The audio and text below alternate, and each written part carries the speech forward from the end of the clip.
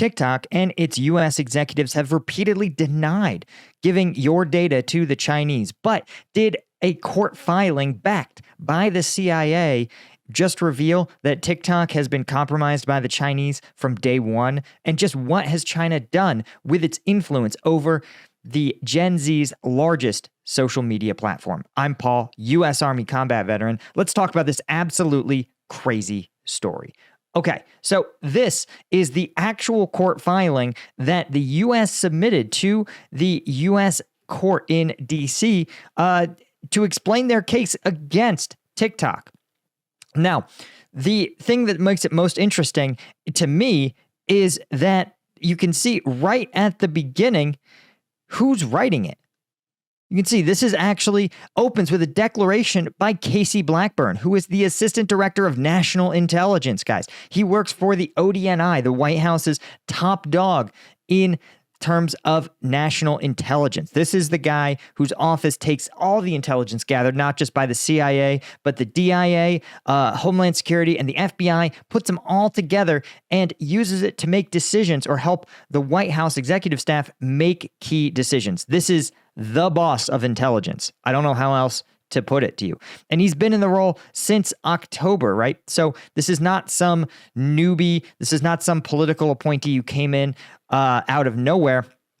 All right, this is a senior intelligence official who is putting his name right here in this court filing, which is rare in and of itself for an ODNI staff member to come out and go into open court and say, this is a huge problem, right?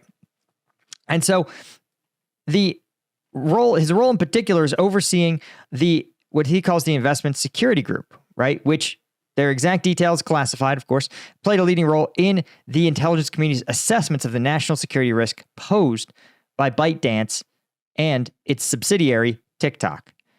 Now,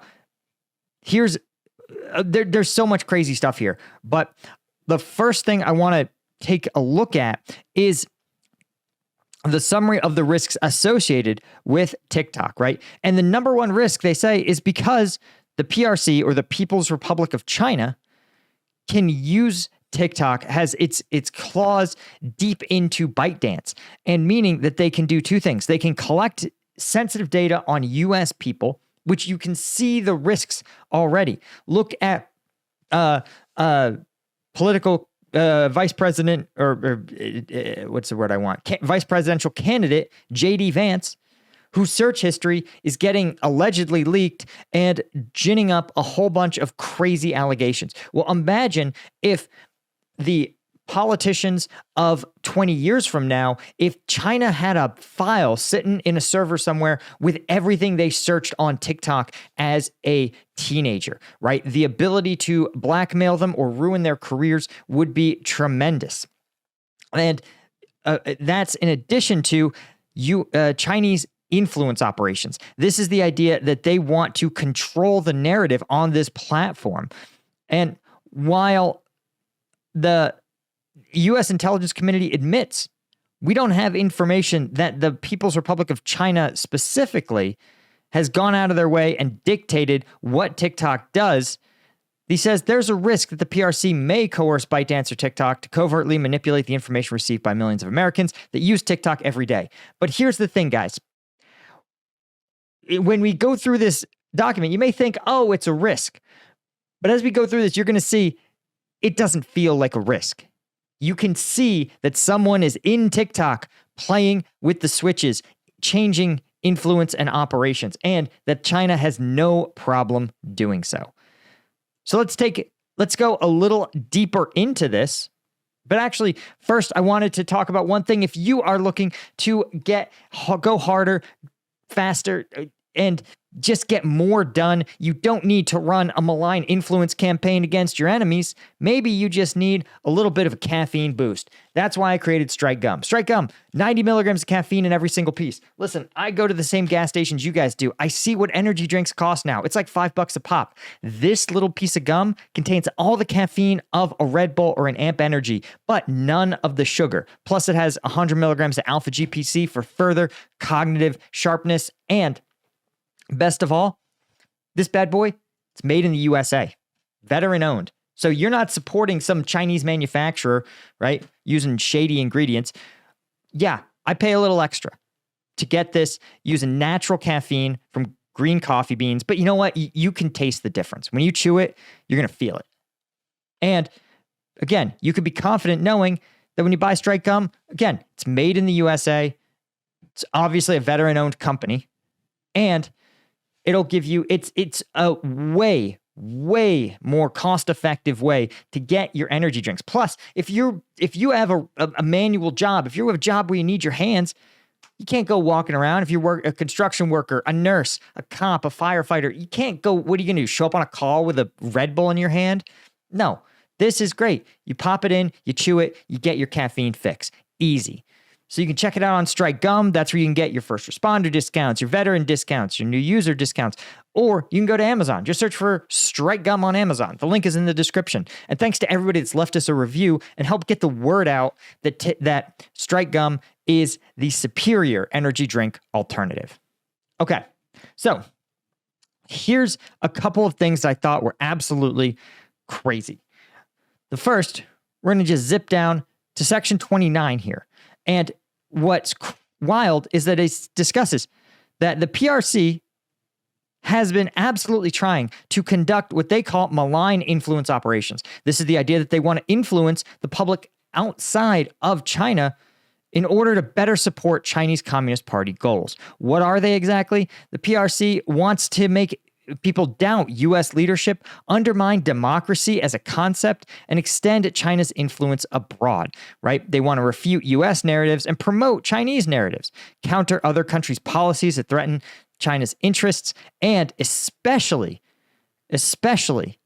mold U.S. public discourse and magnify U.S. societal divisions in ways favorable to the PRC. This simply means that they want a U.S. public that lacks the unity and political will to confront Chinese aggression. That's what it comes down to. And they want a U.S. public that doesn't even support their own democracy, because that serves China's objectives. Ultimately, most countries sit there and go, listen, if I have to choose between two superpowers, and one of those superpowers says, hey, I think you should let your people have a say in whether or not who leads them, and the other option is China that says your people shouldn't have a say. In fact, you shouldn't have a say in what happens. You are just going to be subject to Chinese one-sided domination. Well, it's an easy decision to make. You say, listen, I prefer the option that gives me a lot of freedom, right? And the U.S., trust me, this is our competitive advantage in the global stage, is we offer a better product, right? Throughout history, there's always been superpowers that have had some level of, frankly, domination of smaller countries. And the U.S. is one of the first countries to sit there and go, we really don't care. Like, we benefit when we have trade with you. That's what we want. We want to be able to sell you our stuff. We want to be able to sell you iPhones, and we want to buy whatever you're selling. That's it. That's the US's scheme. And they say, listen, we also want you to respect human rights and kind of be nice and have a democracy. But that's it. China wants to make sure that U.S. democracy looks weak and pathetic, that the U.S. looks exploitive and one-sided, whereas China is, of course, obviously a generous and egalitarian partner in everything they do, right? So we know that that's their objective, but how do they execute on it? Well, we have to scroll through. And I want to point out, guys, these huge redactions contain the most damning, likely, U.S. obtained intelligence information, right? So this is stuff that would reveal how the U.S. gets access, or reveal things about the inner workings of TikTok that likely the U.S. intelligence community obtained through sources and methods that they can't disclose. Like if they hacked TikTok's corporate computers, or if they have sources inside TikTok that talk about what's happening, they can't out those sources or those hacks. And so instead, they just have to classify the results of it. So that's likely what we're seeing classified here. Now, when we zip through, we can see that it talks about what they call the risks of PRC-directed censorship and algorithmic manipulation. And you can see, again, paragraph after paragraph here, is classified. But what's unclassified is also very troubling, right? They say that the intelligence community's concern is grounded in the actions ByteDance and TikToks have already taken overseas. So we know that somewhere in this this redacted portion, it describes TikTok as having done actions overseas to manipulate the algorithm and influence the publics of other countries, right? PRC's malign activity in the United States, while not reliant on ByteDance and TikTok to date, demonstrate its capability and intent to engage in malign influence and theft of sensitive data, right? More classified stuff that we can't share. And then, right, as they say, 54, intelligence reporting further demonstrates that ByteDance, TikTok Global have taken action in response to PRC demands to censor content outside China. Now, there's all this censored stuff, but we actually can infer what that is here by going over to ByteDance's Wikipedia page, and you can see all the ways that the Chinese Communist Party has subjected TikTok to all kinds of constraints, right? So, one, ByteDance, inside their Beijing headquarters, they've maintained an office where China's cyber police are literally stationed. The cyber police are literally camped inside TikTok's building so that illegal content can be instantly reported, right? And of course, the Cyberspace Administration of China ordered ByteDance to remove what they called slanderous information on a Chinese Communist Party and political leader. In 2020, they ordered them to take down a collaboration tool called Lark because it could be used to circumvent internet censorship. Likely, we're going to talk about Lark here in a second. But Chinese regulators fined ByteDance for spreading what they called vulgar information, right? ByteDance was among 13 platforms ordered by the People's Bank of China to have tighter data regulations. The bank you also had the State Administration for Market Regulation fine a ByteDance subsidiary for antitrust. You had ByteDance report that its users' content on its other non-TikTok platforms, users that engaged in what the Chinese Communist Party called historical nihilism, a term used by the Chinese Communist Party to describe research, discussions, and viewpoints deemed to contradict the official state version of history. So clearly, China has the ability to restrict bad content on ByteDance platforms, right? And that even last year, ByteDance's internal workplace tool called Faishu, right, was accessed by the Chinese Communist Party in the run-up to the 20th National Chinese Communist Party Conference. So you can see that clearly the Chinese Communist Party is deep, deep ties and has incredible control over ByteDance. But that's not all. Here's another crazy one, right? There's a whole bunch of redacted stuff, but look at 64. A December 2023 academic study. This is what I'm talking about, by the way, when I say that China's almost certainly already doing it. A December 2023 academic study looked at TikTok's own data, and the study looked at the post volume on TikTok containing certain hashtags compared to the number of hashtags on competing platforms like Instagram, right?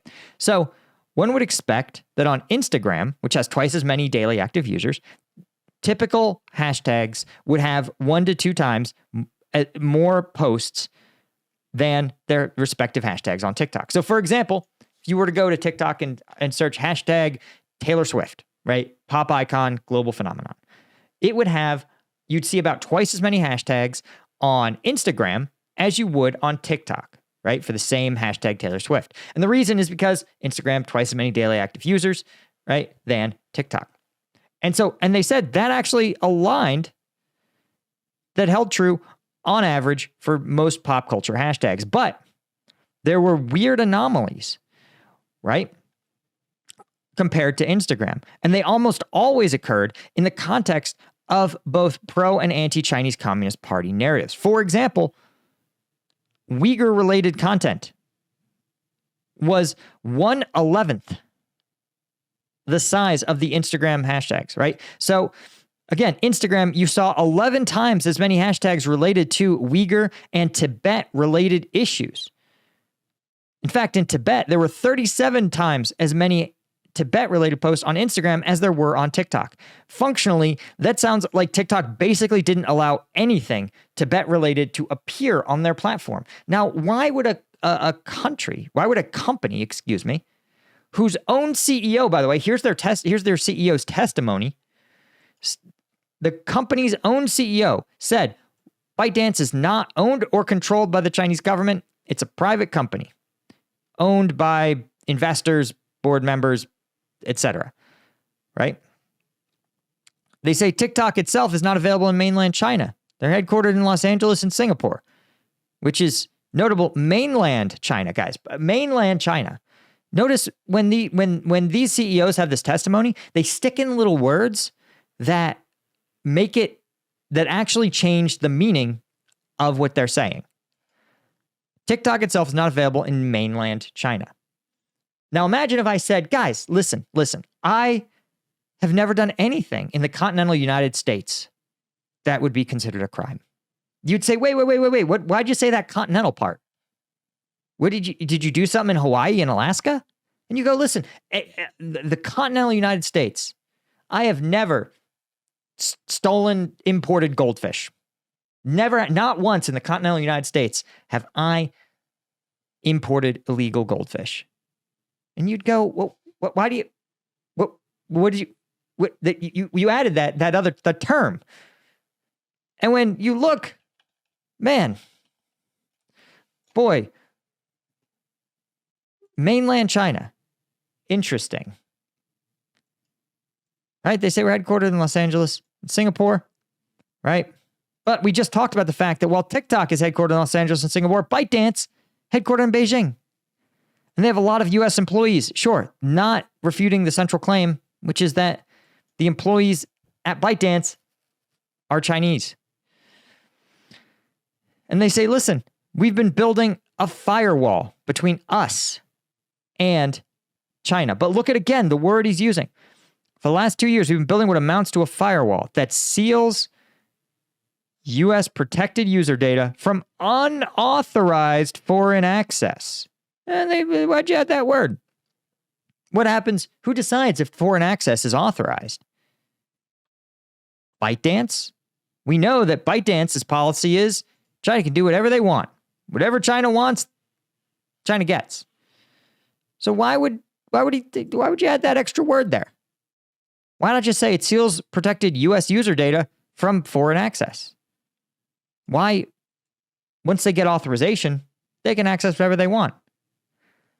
They said the bottom line, literally, the bottom line is here. The top line is here, guys. So there's not really like additional explanation.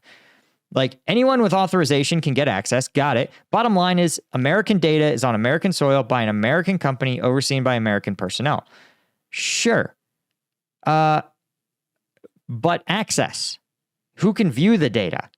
Right? Just like you and I can go to an RT website, even though it's Russian data stored on Russian servers by a Russian company, we just go to RT.com and can access it. So I point this out because in a way, the TikTok CEO, they didn't lie per se, but they added those little caveats. Guys, we're not in mainland China. You gotta drive over a bridge to get to our headquarters. Guys, TikTok is a U.S. company. Sure, it might be beholden to a Chinese-owned subsidiary.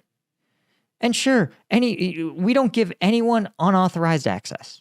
We authorize their access, and then we give it to them. And so this study, again, this could not happen. The odds of it happening by chance are so small that there's 1/37th of the content about Tibet on TikTok versus Instagram. Come on, guys. Right? And what's notable, the writers of the study said that TikTok eliminated the mechanism, the ability to count hashtags, shortly after the study was published. The writers indicate that the elimination of certain search capabilities in analyzing hashtags on TikTok included the elimination of trend data on all Chinese-sensitive hashtags that the researchers relied on. The company did not publicize this access. So, as soon as they revealed that the Chinese Communist Party was infiltrating TikTok, TikTok deleted the ability just to look up those particular hashtags. Things get even more sideways when we talk about, for example, how the Chinese Communist Party is embedded in ByteDance. Literally, ByteDance has a Communist Party committee in the company that was headed by the company's chief editor. So the chief editor of TikTok sits on the ByteDance official Communist Party committee in the company. And that includes at least 138 employees in the Beijing office, including senior company managers. Party committees, legally required for domestic firms and many foreign firms operating in China, are the units of the party responsible for advancing party priorities and ideology, but the committees also are involved in business decisions. And these committees have pushed party members onto their boards and influenced hiring decisions, despite Chinese government official claims that the cell serves a primary social function. This is the classic Communist Party move, where they go, listen, ByteDance has no affiliation with the government of China. They don't need to. They're affiliated with the only political party that the government has, the Communist Party. To give you an idea of what sort of things China would be willing to do with the data, I want to take a look at one other section of this filing. And this is what China has already done, not what they might do or want to do, right? PRC, again, Director of National Intelligence, leads the world in applying surveillance and censorship to monitor its population and suppress dissent. So, for example, PRC officials engaged in a campaign of harassment against pro-democracy dissidents in the United States. The officials created and maintained thousands of fake social media accounts to spread PRC propaganda in the U.S. and identify and harass dissidents who objected to the propaganda. So literally, they would go after you, even if you just said, hey, I think these accounts are fake PRC shills. The PRC officials, here's the crazy part, also attempted to derail the candidacy of a person seeking elected office in the United States who was critical of the PRC by attempting to find and release compromising information on the candidate. This is a classic blackmail technique. You hack and then leak, or you hack and then blackmail in order to get influence or to prevent negative influence from coming to light. And that, to me, is one of the most dangerous things about this entire operation, is that social media, you're gathering data when someone is young, and then you can leverage it, especially in this day and age, to derail or destroy their career if they're critical of you or your interests. Right? And so this is why I wanted to talk about this issue. I know it's not Ukraine related, but man, it affects each and every one of us. And there's a lot of hemming and hawing about don't take my TikTok, bro, but understand that this is a real national security risk. Anyway, guys, that's all I had. Huge thank you to the Colonel tier members at CombatVetNews.com, Bill Collier, Robin Colburn, Giles Martin, Eugenia Cuesta, Chris Gorsuch, Frank Zacharias, as well as all the Lieutenant tier members. Could not do this whole thing without you. I appreciate you so much. Like the video and subscribe to the channel. That helps tell the algorithm here on YouTube that I make real quality content. And I appreciate you so much, and I'll see you guys in the next one. Cheers.